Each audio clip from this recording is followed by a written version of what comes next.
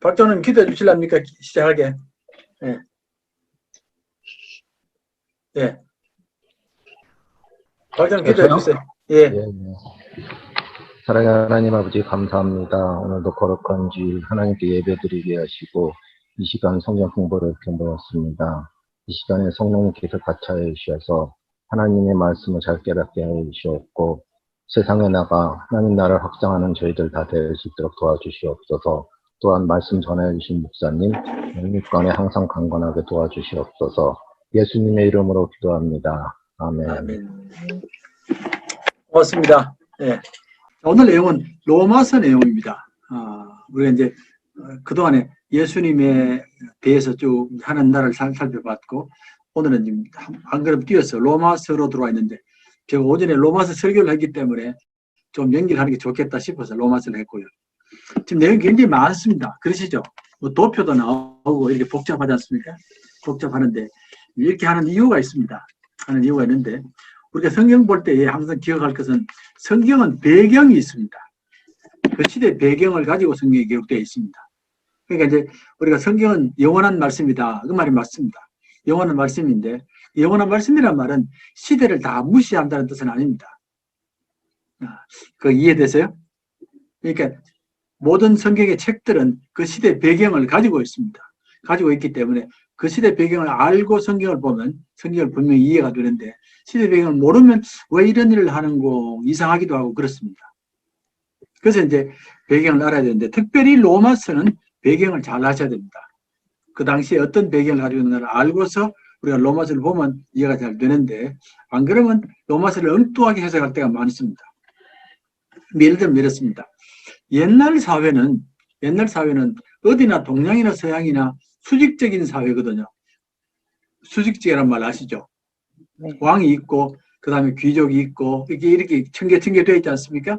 그리고 제일 밑에 사람들이 일반 평면에 있는데, 지금 사회는 수직적 사회는 아닙니다. 지금 사회는 수직적인 흔적은 남아있어도 이제는 평등한 사회거든요.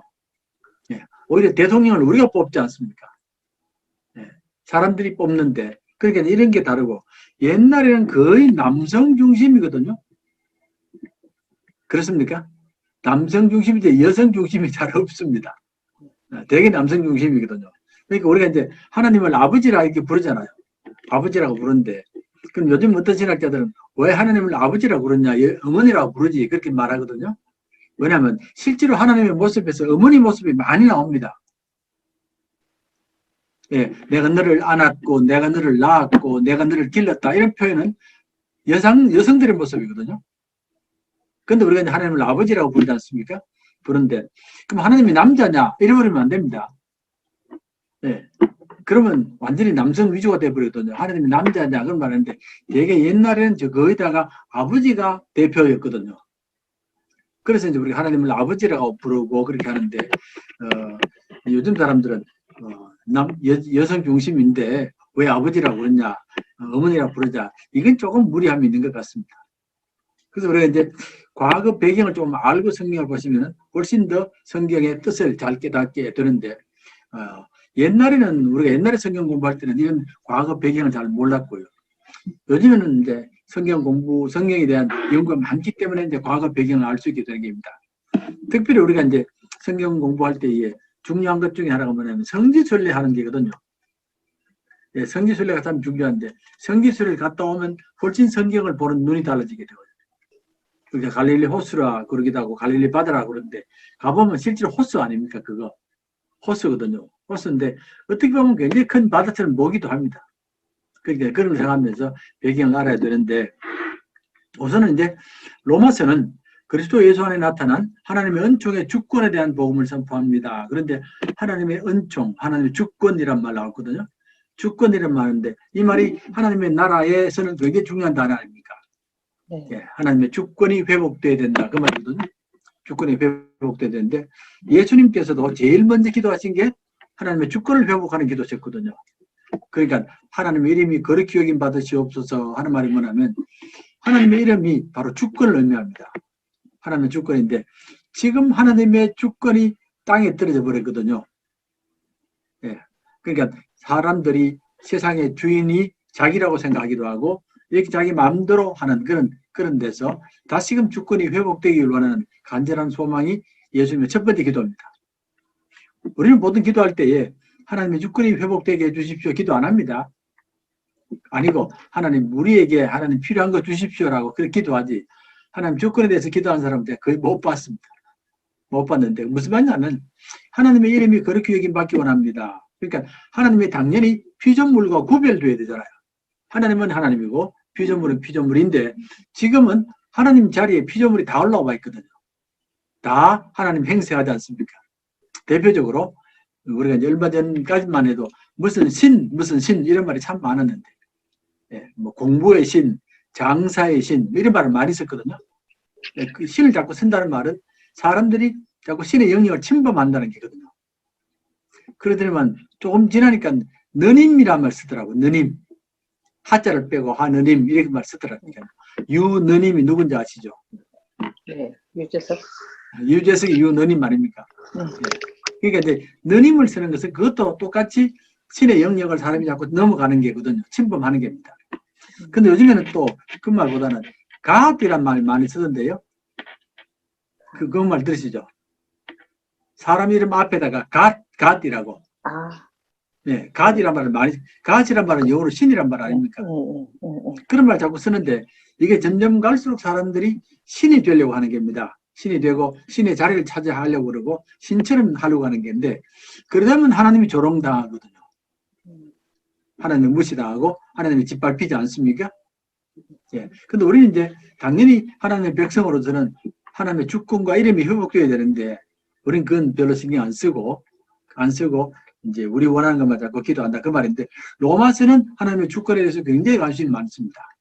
꼭 하는 나라 주권이 회복되기 원합니다라고. 그리고 그렇게 해서 하나님이 창조주시고 주권자 시기에 인간 모든 문제에 대한 주권을 로마서에서만큼 잘 말한 곳이 없습니다. 하나님의 주권자, 하나님의 창조자 그 말 아닙니까? 예, 그렇게 보면 되겠고요.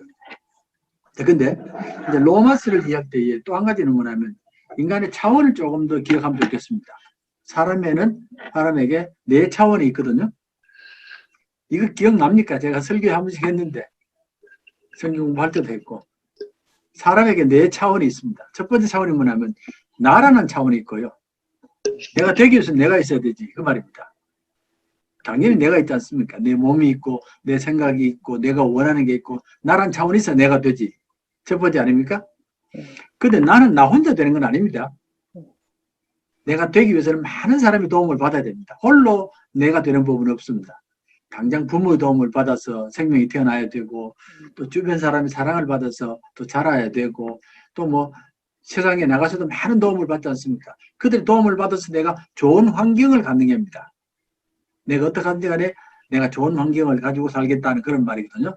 좋은 집을 갖겠다, 좋은 차를 갖겠다. 이게 다 이제 환경입니다. 내가 살기 위해서 필요한 것들, 외부적인 것들이거든요. 여기까지는 사람이나 동물이나 비슷합니다. 동물도 이 두 개는 반드시 있어야 되고요.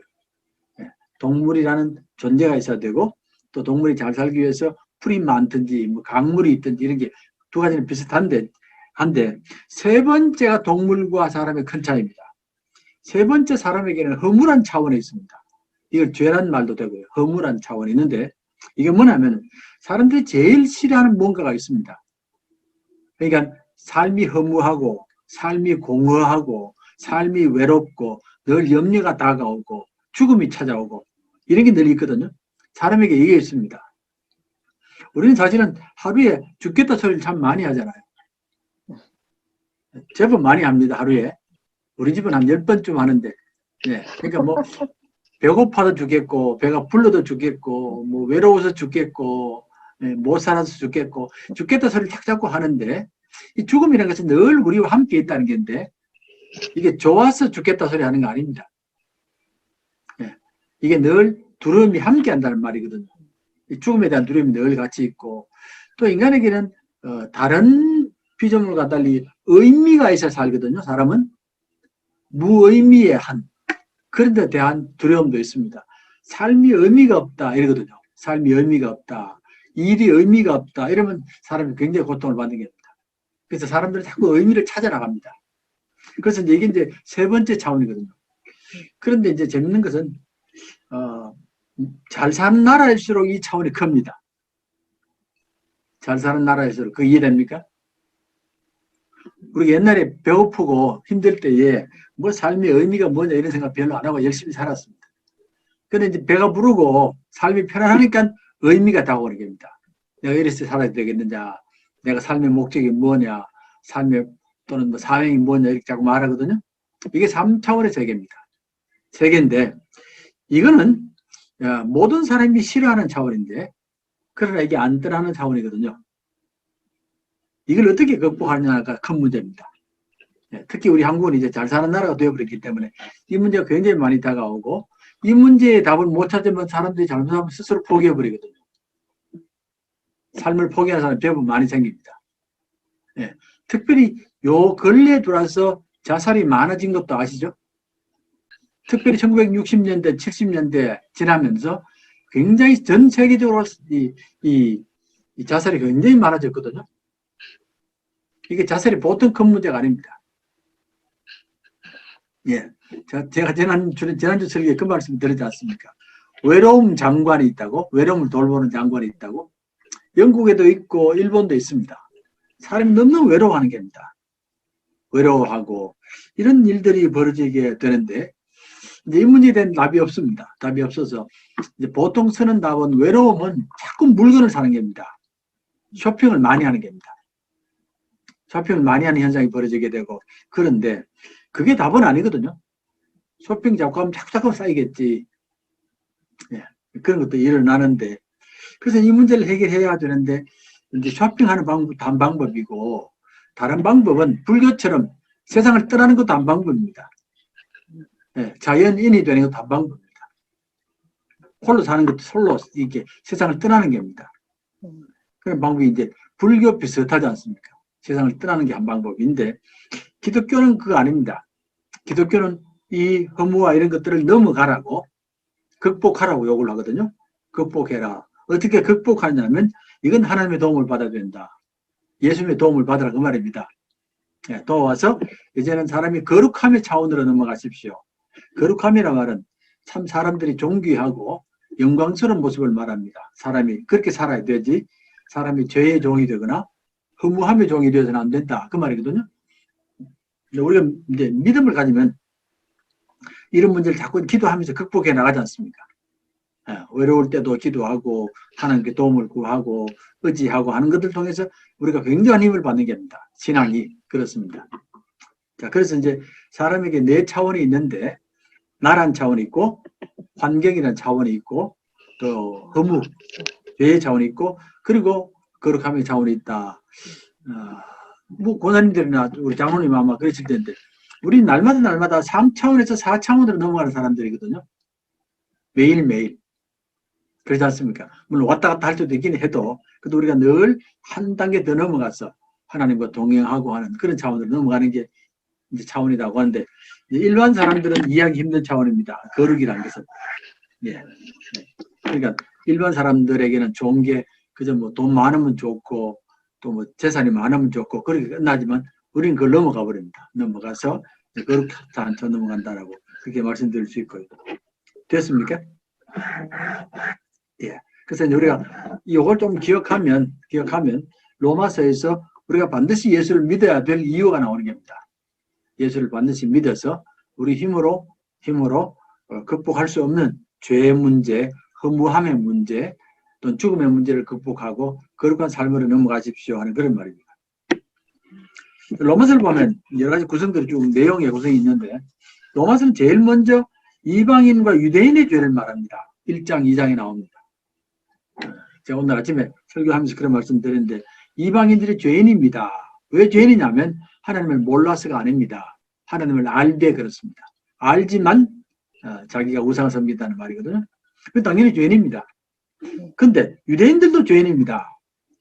아니 유대인은 분명히 하나님을 믿는데 왜 죄인입니까? 그럴 때 유대인이 알면서 행치 않는다는 겁니다. 그 죄가 있다는 거 말하고 그래서 3장에 모두가 다 죄인이다 이렇게 설명하거든요. 그러고 나서 이제 보편적인 죄라고 말하고 그 다음에 예수 그리스도의 구원의 얘기가 쭉 이어집니다. 예수 그리스도 쭉 이어지게 되고 그 가운데 바울의 고백이 오늘 아침 말씀드렸던 로마서 7장에 한번 나오거든요. 7장이 나오고 8장에 성리 역사가 나옵니다. 예, 8장에 성리하는데 성리 역사를 이제 뭐 우리가 읽지는 못해도 이것만 기억하면 좋겠습니다. 8장에는 성령이란 말이 22번이나 나옵니다. 성령, 하나님의 영, 그리스도의 영, 양자의 영 이런 말들이 막 나오는데 성경의 한 장에 성령이란 말이 이렇게 많이 나온 데는 여기입니다. 그래서 8장이 제일 많이 나옵니다. 1장부터 7장까지는 성령이란 말이 거의 안 나오거든요. 근데 8장에 막 본물이 터집니다. 그렇게 많이 터지면서 성령이 하는 일을 다 기록하고 있습니다.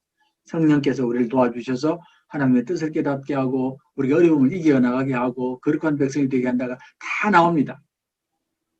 그래서 이제 7장 마지막에는 바울의 유명한 고백입니다. 그게 나오거든요. 오호라 나는 건고한 사람이로다. 이 사망의 몸에서 누가 나를 건져내랴. 굉장히 절망적이고 어둡게 끝이 납니다. 7장까지가. 근데 8장 넘어가면 갑자기 분위기가 바뀌어버립니다. 갑자기 분위기가 바뀌면서 이제 그리스도 예수 안에 있는 자에게는 결코 정죄함이 없나니 생명이 성령의 법이 죄와 사망의 법에서 너를 해방하였다라고 선포하고 성령이 막 쏟아져 나오거든요. 쏟아져 나오고 마지막에는 8장 마지막에는 완전히 승리하고 찬송하는 걸로 그렇게 끝이 납니다. 제가 8장 마지막을 한번 읽어드리면 그렇습니다. 어떻게 끝이 났냐면 누가 우리를 그리스도의 사랑에서 끊겠느냐 이 말씀이 기억나시죠? 누가 우리를 그리스도 사랑에서 끊겠느냐 환난이나 사망이나 생명이나 천사들이나 권세자들이나 현재일이나 장래일이나 능력이나 높음이나 깊음이나 다른 어떤 피조물이라도 우리를 우리 주 예수 그리스도 안에 있는 하나님의 사랑에서 끊을 수 없다. 이렇게 승리하고 환호하고 끝이 나는 겁니다. 8장 마지막은 굉장히 가슴 벅찬 장입니다. 7장 마지막은 너무 고통스러운 장이고요. 근데 그 다음 장에 갑자기 막 이렇게 완전히 바뀌어야 되거든요. 바뀌어야 되는데 이게 바로 성령의 역사 때문에 그렇다. 그 말입니다. 그렇게 하면 이해되시죠? 그 다음에 9장 제가 안 적어놨는데 9장부터 11장이 나옵니다. 9장부터 11장이 뭐가 나오냐면 놀랍게도 유대교인들이 돌아오는 게 나옵니다. 유대교인들이 돌아나옵니다. 그래서 바울이 자기가 유대인이니까 참 자기 유대인들에 대해서 참 안타까운 마음도 있고 큰 근심과 고통이 있습니다라고 그렇게 말하면서 언젠가는 이 백성들이 돌아온다는 겁니다. 예. 이스라엘의 남은 자가 다시 하나님의 역사로 돌아옵니다라고 그렇게 이어져 나가는 겁니다. 예. 언젠가는 돌아온다는데 언제일지는 모르겠습니다. 언제일지는 모르겠는데 저는 이스라엘이 돌아오는 것을 굉장히 많이 봅니다. 굉장히 많이 보거든요. 이스라엘 가면 메시아닉 유대인이라는 사람들이 있습니다. 이름이 있습니다. 메시아닉 주 그러거든요. 메시아닉 주가 뭐냐면은 이스라엘 백성 가운데서 예수를 믿는 사람을 메시아를 믿는 유대인이란 말입니다. 근데 그 사람들이 예배를 많이 보거든요. 주일날. 제가 예배도 참석해 봤고요. 상당히 많습니다. 이스라엘 땅에.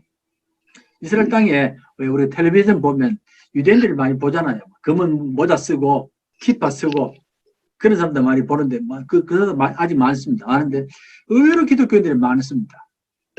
기독교인이 많아서 예배당을 다 예배 보거든요. 여러분이 한번 인터넷 들어가서 실제로 예배 보는 걸 볼 수 있습니다. 많이 나오거든요. 그렇게 볼 수 있고 또 놀라운 것은 미국에서 이스라엘 백성들이 굉장히 많이 예수를 믿습니다. 미국에서. 제가 이제 뉴욕에 살은 적이 있는데 뉴욕 살았을 때에 뉴욕 바로 옆에가 이제 뉴저지거든요. 뉴저지에서 이스라엘 백성들이 함께 모여 집회를 한다고 그래요. 그래서 제가 갔더니만은 그때 상당히 많은 사람들이 큰 광장에 모여서 집회를 하는 겁니다. 집회를 하는데 거기 전부 다 이스라엘 사람들이 모인답니다. 그리고 구호가 뭐냐면은 다시 예루살렘으로 가서 우리 민족을 구원하자는 겁니다. 그게 전부 기독교인들입니다. 근데 이 집회를 매년 한다고 그래요. 매년 하는데 점점 이 유대인들 가운데서 이스라엘 사람들이 많아지는 겁니다. 많아지는데 유대인들이 볼 때는 되게 속상하는 일입니다. 자기 속상한 일인데 우리가 볼 때는 굉장히 감사한 일이고 하나님 말씀이 이렇게 이루어지는 일을 보기 때문에 그렇습니다. 예, 그래서 이제 9장부터 17장, 11장까지가 바로 유대인들이 돌아온다는 내용이 나오고 있고요. 그 다음 12장부터 이제 15장까지는 기독교인들의 이제 삶의 내용들이 나옵니다. 그러니까 이제 12장에 처음 시작하는 말씀이 그러므로 형제들아 내가 하나님의 모든 자비하심으로 너희를 권하노니 너희 몸을 하나님이 기뻐하시는 거룩한 산제사를 드리라. 이는 너희가 드릴 영적 예배니라. 너희 몸을 제물로 바쳐서 이렇게 하라는 그런 말이 나오는데 예전에 어떻게 삶을 살아야 됩니까 하면서 뭐 정치에 관한 것도 나오고요. 13장 가면 정치가 나오는데 이제 우리가 많은 은사가 있고 많은 책임들이 있습니다. 그 얘기가 이제 공동체 삶이 쭉 나오고 마지막 16장 가면 이제 바울이 이제 자기를 도왔던 많은 사람들을 기억하면서 편지 보내는 그런 내용으로 마치게 됩니다. 그래서 이제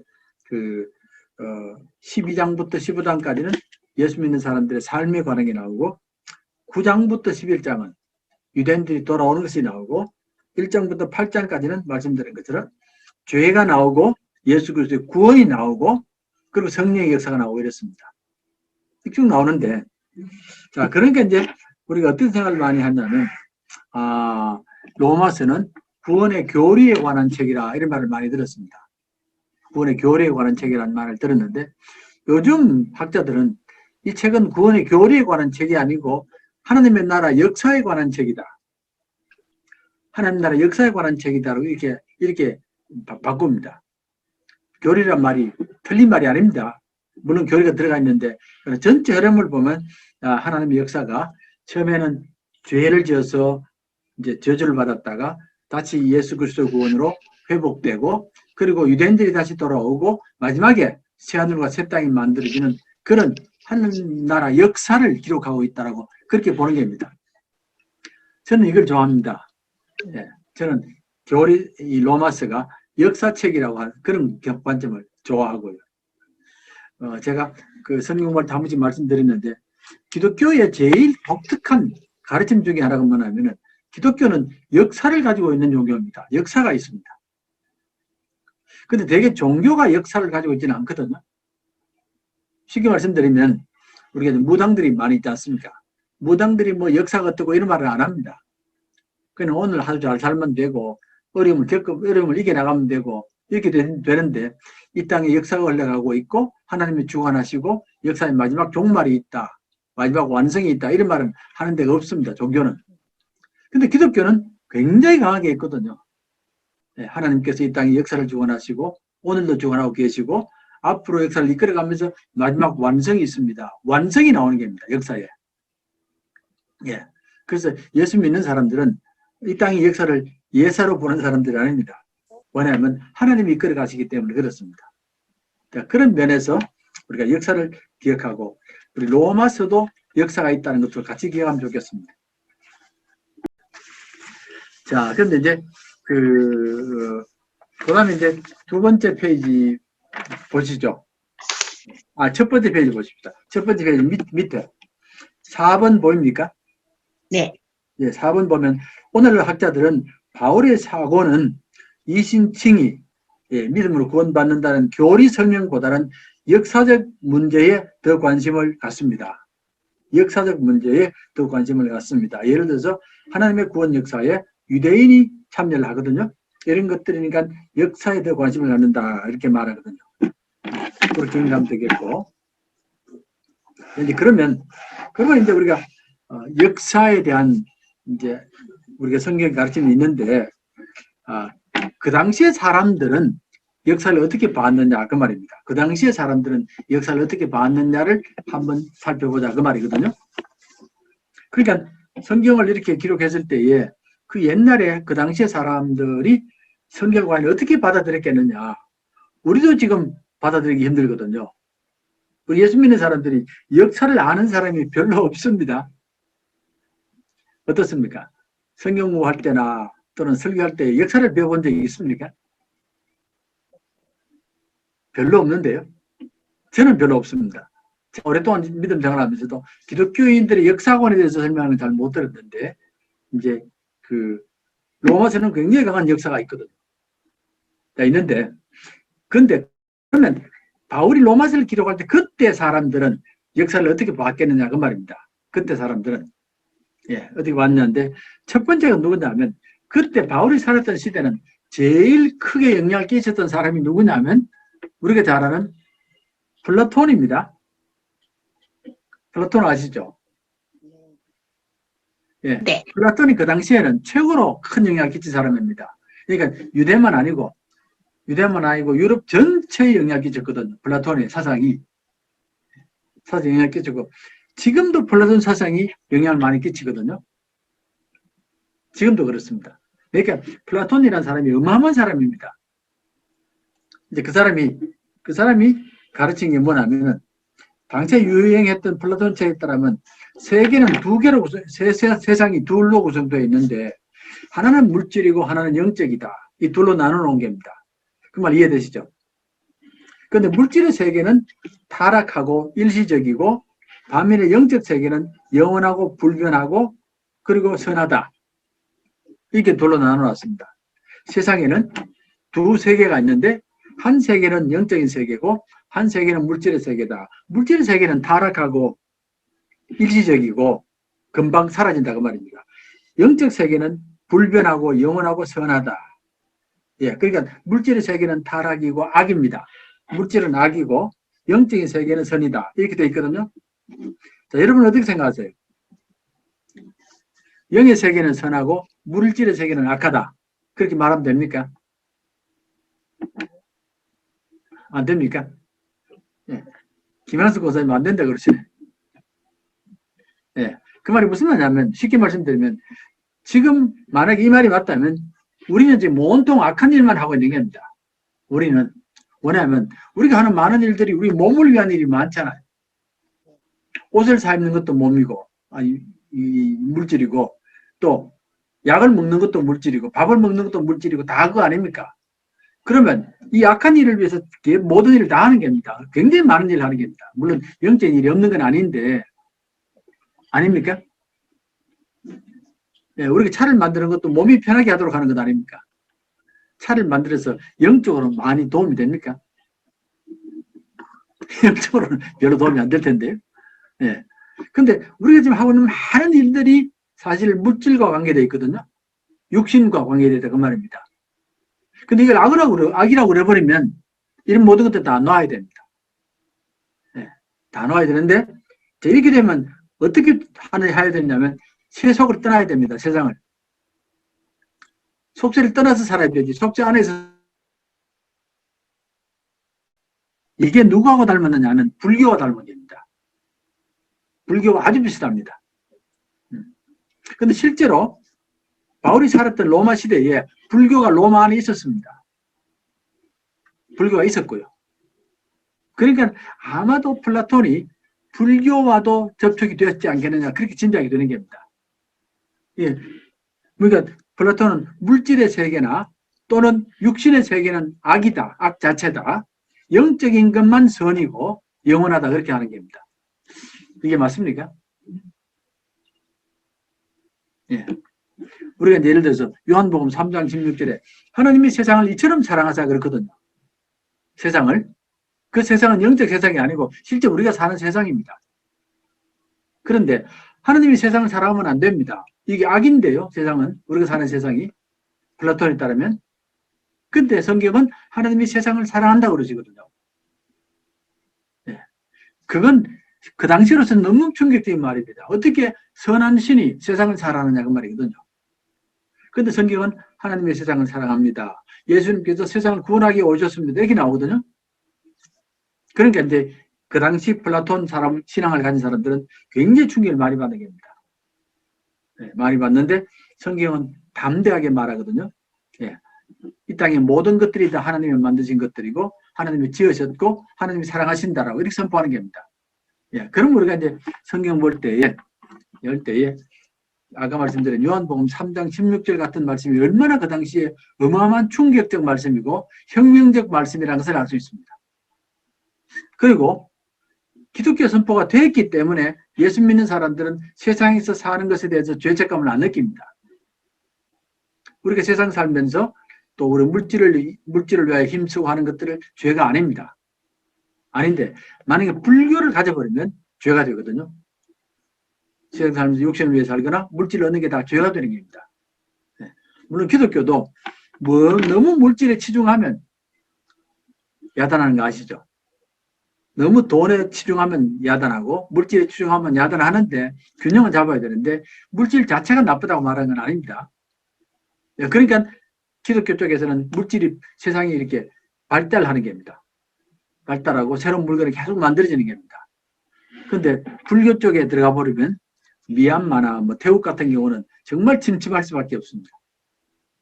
그러니까 이게 굉장히 큰 사건이다라고 그렇게 말씀드리겠고요. 두 번째 스토아 철학이 나오거든요. 두 번째 스토아 철학은 쾌락 중심의 철학이거든요. 이건 제가 그 말을 안 썼는데 우리가 이제 스토아 쾌락이거든요. 제가 잘못 말씀드렸습니다. 이제 도덕적 삶에 관심을 많이 둡니다. 도덕적 삶에 관심을 제가 지금 에피큐르스하고 지금 혼돈해서 그렇습니다. 자, 여기 보면 여기 일단 스토아 철학에 있어서 중요한 것은 뭐냐면은 인간 의지란 말 나오잖아요. 인간 통제성의 의지함을 부인함을 통해 그런 의지가 인간의 의지에 반대되는 행동을 강요하지 못합니다. 의지가 중요합니다라고 그런 말 쓰거든요. 이 말은 무슨 말이냐면은 이제 이런 철학에서는 어쨌든 간에 우리가 어떤 잘못이나 또 이제 부정한 것들에 대해서 인간의 의지를 굉장히 많이 강조하는 인간의 힘으로 하라고 말입니다. 그런 식의 이제 철학이 많이 있었기 때문에 이런 의지를 강조하는 철학에서는 하나님의 은총이 거부당할 가능성이 많습니다. 내 힘으로 하지 그 말이거든요. 내 힘으로 내 결단으로 하지 어떤 은총을 받을 생각을 하거나 도움을 받을 생각을 하지 말아라는 그런 말입니다. 죄까지도 의지로 다스려야 하는 그런 사고가 있었다 그 말입니다. 그러니까 이런 사람들에게 하나님의 은총을 말하면 당연히 공격하거나 거부하거든요. 그런데 실제로 기독교는 하나님의 은총을 굉장히 많이 강조하거든요. 인간이 결코 홀로 구원받을 수 없고 홀로 살아갈 수 없으니까 하나님의 은총으로 살아야 된다. 하나님의 풍성한 은총으로 살라는 말이 많이 나오는 겁니다. 그래서 제가 좀 다 정리해드리면 플라톤 쪽에서도 기독교가 선포되면 공격하고 스토아 철학에서도 기독교가 선포되면 공격합니다. 공격하는 것 기억하면 좋겠고요. 자, 이제 세 번째로 우리가 생각할 게 뭐냐면은 유대교의 세계입니다. 유대교의 세계가 나오는데 이제 구약에서 신약으로 넘어왔지 않습니까? 신약으로 넘어왔는데 당연히 교회 안에 유대인들이 많이 들어와 있었습니다. 이제 유대인 신앙을 버리고 예수 믿는 신앙을 가진 사람이 많았다 그 말이거든요.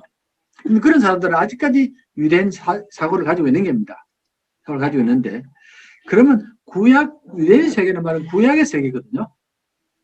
자, 구약에는 구원을 어떻게 말했고 역사를 어떻게 보았고 이런 것들을 다 이제 생각하는 겁니다. 생각하는데 하나 질문 드리겠습니다. 구약을 대표하는 마지막 선지자가 누굽니까? 많은 사람들이 이제 마지막 선지자 그러면 말라기를 생각하거든요. 말라기 나오지 않습니까? 생각을 하는데 실제로 가장 마지막이 세례 요한이거든요.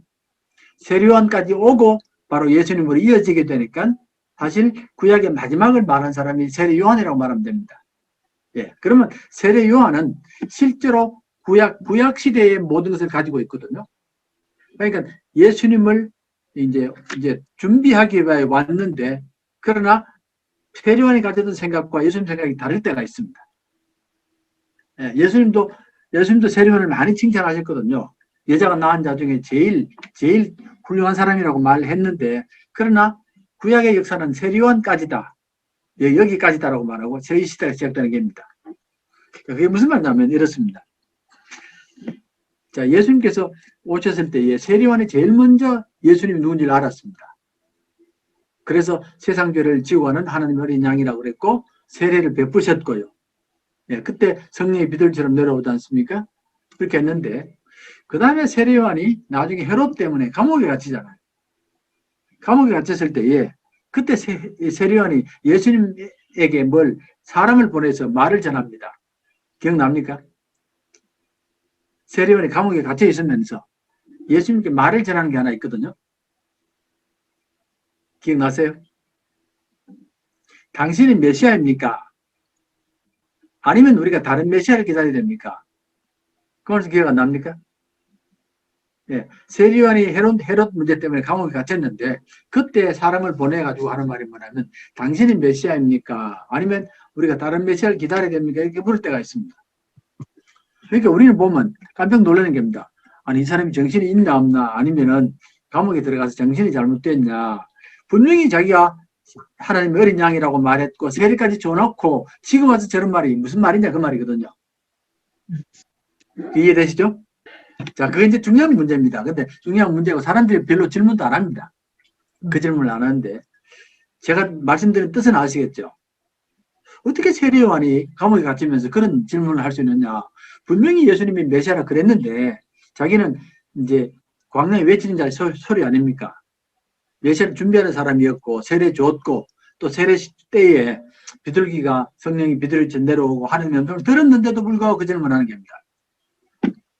자, 그 여기서 이제 유대인들이 생각했던 역사하고 예수님이 말씀하셨던 역사가 달랐기 때문에 그렇습니다. 유대인들도 언젠가는 이 땅에 메시아가 온다고 믿었습니다. 믿었거든요. 언젠가는 온다고 믿었고. 그런데 메시아가 이 땅에 오면 그 다음 날로 모든 죄악이 다 무너지고 예루살렘 성전에 하나님의 백성들이 모인다고 믿었습니다. 그 충분히 가능하시죠. 메시아가 이 땅에 오면 그 다음 날로 모든 악한 역사들이 다 무너지게 되고 사탄의 권세가 다 무너지게 되고 하는 나라가 시작된다는 겁니다. 네. 이렇게 믿은 겁니다. 그 참 좋은 믿음 아닙니까? 자, 그런데 예수님이 왔습니다. 왔는데 자기가 감옥에 갇혔거든요. 근데 감옥에 갇혔다가 그럼 빨리 나와야 되잖아요, 이제는. 근데 시간이 자꾸 지나는데도 못 나오거든요. 그러니까 마음에 상처가 되는 겁니다. 마음에. 아니, 이게 뭐냐는 겁니다. 내가 지금 감옥에 갇힌 지가 여러 날이 됐고 예수님 오신 지도 여러 날이 됐는데 왜 헤롯이 무너져야 되고 세상에 죄가 무너져야 되는데 계속 가느냐 그 말입니다. 그러니까 묻는 겁니다. 정말 당신이 메시아가 맞습니까? 아니면 다른 사람 기다려야 됩니까? 하는데 그때 예수님 오실 때는 여러 많은 사람들이 자기가 메시아라고 막 부르짖고 이랬습니다. 그런 가짜가 많았다 그 말이죠. 그래서 예수님께서 그랬는데 자, 그러면 예수님께서 생각하고 바울이 생각하는 역사와 유대인이 생각이 다르다는 겁니다. 제가 이걸 왜 말씀드려야 되냐면 지금도 유대인들은 예수를 안 믿습니다. 안 믿는 거 아시죠? 많은 사람이 안 믿습니다. 아직까지 메시아를 기다리거든요. 예수가 메시아가 아니다는 겁니다. 자기들 생각에는 예수가 메시아라면 지금 벌써 2000년이 지났는데 이 땅에 이런 고통이 있을 수가 없다는 겁니다. 더구나 자기 민족이 6천만이나 600만 죽었지 않습니까? 아니, 예수가 메시아면 이런 일이 벌어지지 말아야 되는데 자꾸 벌어지거든요. 이해되시죠? 예, 그렇게 되는데 예수님은 생각이 이렇습니다. 메시아가 이 땅에 와서 하나님 나라를 선포하고 그 하나님 나라가 땅끝까지 가야 된다. 땅끝까지 가서 모든 생명에게 전파되어야 되고 그 사람들이 돌아와야 된다. 그때까지는 시간이 있어야 된다. 그러나 유대인들은 메시아가 이 땅에 오면 그 다음날로 끝이 나야 되는 겁니다. 예, 악의 세력이 무너져야 되고 예수를 안 믿는 사람은 다 멸망해야 되는 겁니다. 어느 게 맞습니까? 당연히 예수님이 맞아야 되고 맞다고 말해야 되잖아요. 왜 가만히 계세요? 왜냐하면 만약에 그게 유대인들이 맞아버리면 우리는 벌써 다 멸망했습니다. 우리가 다 멸망하는데 그러나 예수님 맞기 때문에 우리에게도 복음이 전해졌고 우리가 예수를 믿는 겁니다. 우린 제일 끝에 믿은 사람들 아닙니까? 1880년을 믿었으니까 늦게 맞았는데 그러니까 1800년 동안 계속해서 복음이 전파되다가 마지막에 한국까지 오는 겁니다. 예. 그러니까 이제 역사가 그렇게 흘러간다는 겁니다. 그래서 유대인들은 지금도 메시아를 기다리고 있습니다. 기다리고 있고 지금도 예루살렘 가시면은 예루살렘 동쪽에 무덤을 다 거기 서거든요. 메시아를 빨리 맞겠다고. 예, 그런 식의 역사관의 차이가 나는 겁니다. 조금 이해가 되시죠? 예, 네. 하는데 이제 그래서 많은 유대인들이 아직까지 예수를 안 믿는데 반면에 말씀드린 것처럼 지금 벌써 믿는 유대인들이 많이 생겨나기 시작하거든요. 예수가 맞다는 겁니다. 예수가 메시아이고 지금 이 땅에 엄청난 역사가 일어나고 있다는 것을 얘기하는 겁니다. 자, 그래서 이제 지금 시대는 예수님 이후의 시대는 물론 죄가 많습니다. 죄가 많지만 그러나 엄청난 일도 많이 벌어지고 있습니다. 예수님 때문에 굉장히 많은 일들이 지금 벌어지고 있거든요. 네. 제가 이런 말씀 드리겠는데 예수님 오시고 난 뒤부터 일어난 많은 일들 중에 하나가 뭐냐면은 이 땅에 왕들이 거의 다 죽었습니다. 이제는 왕들이.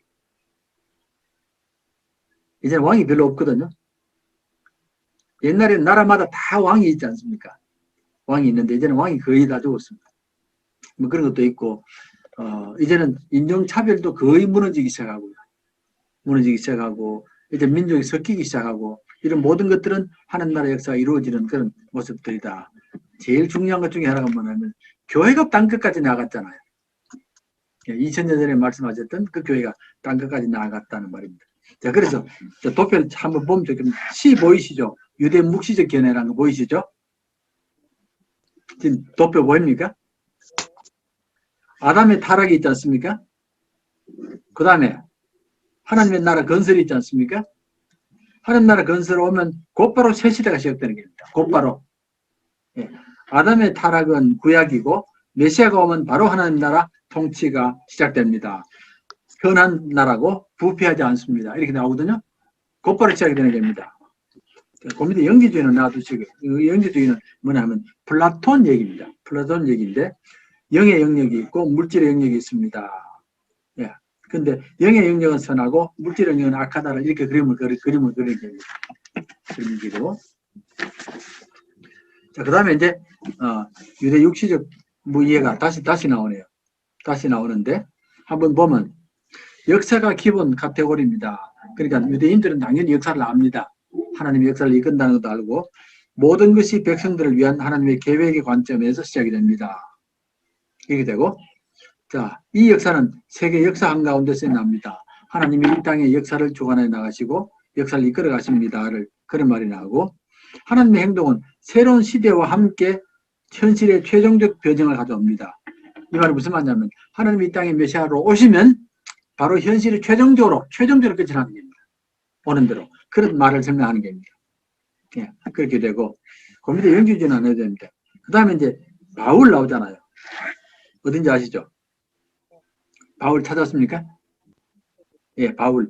유대 육시적 이해를 기본 구조로 사용하면서 기독교 신앙을 위해 설명하는데, 이제 예수 그리스도 안에서 하나님의 최종적 변형의 역사는 시작됩니다.